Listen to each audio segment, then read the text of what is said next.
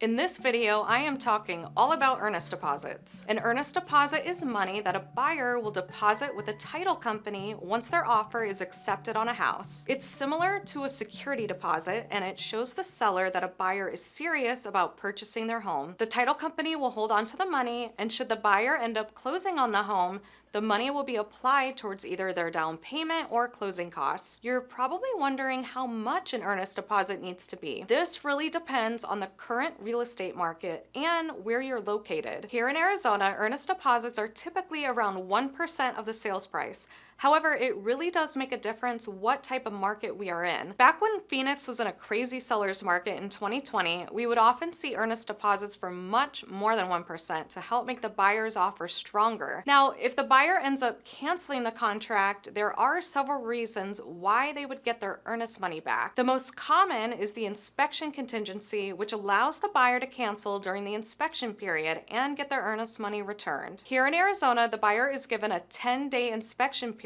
unless a different time frame was negotiated in the contract. The appraisal contingency is another way a buyer gets back their earnest deposit. If the buyer is getting a loan, their lender will require an appraisal, and if the buyer is paying cash, they have the option to add the appraisal contingency to the contract. Should the house not appraise for the purchase price, the buyer has the option to cancel. If the buyer is getting a mortgage, they will also have a financing contingency unless they remove it from the contract. This means if they get denied on their mortgage application, they can get a denial letter from the lender and the contract will be canceled. There's also another contingency that can be added to the contract called a buyer contingency. This means the buyer must sell their existing home in order to buy the new home.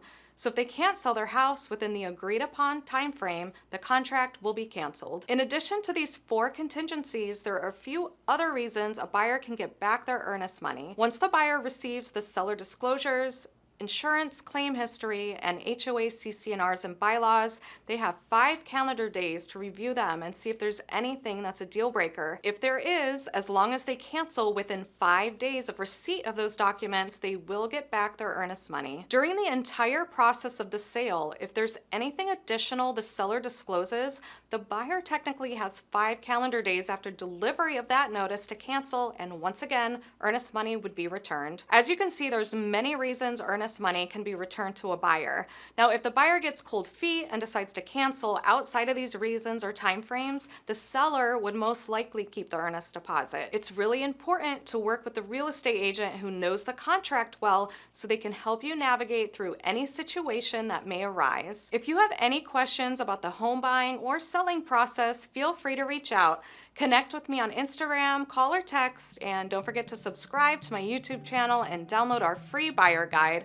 Thanks so much for watching.